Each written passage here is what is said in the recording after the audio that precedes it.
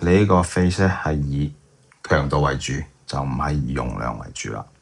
hands and walk 咧，我會擺多2日喺度嘅，咁你可以多啲練習。咁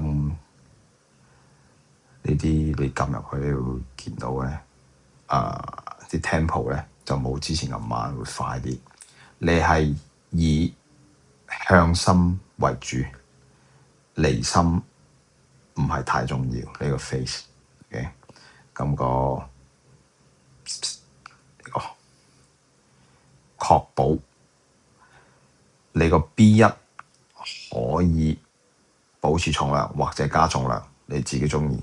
但係個 B2一定要確保20下，你係唔會休息，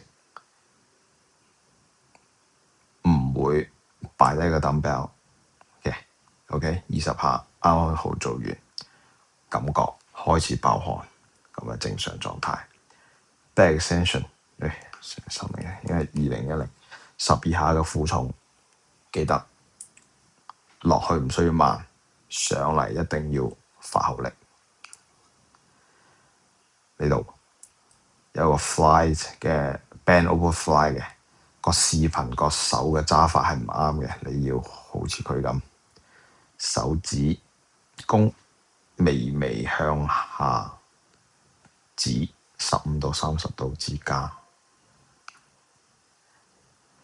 咁呢啲咁嘅單車都係以輸出為主，你呢一個都係以輸出為主嘅。之後仲有一日 CrossFit 嘅，到時我會繼續上傳。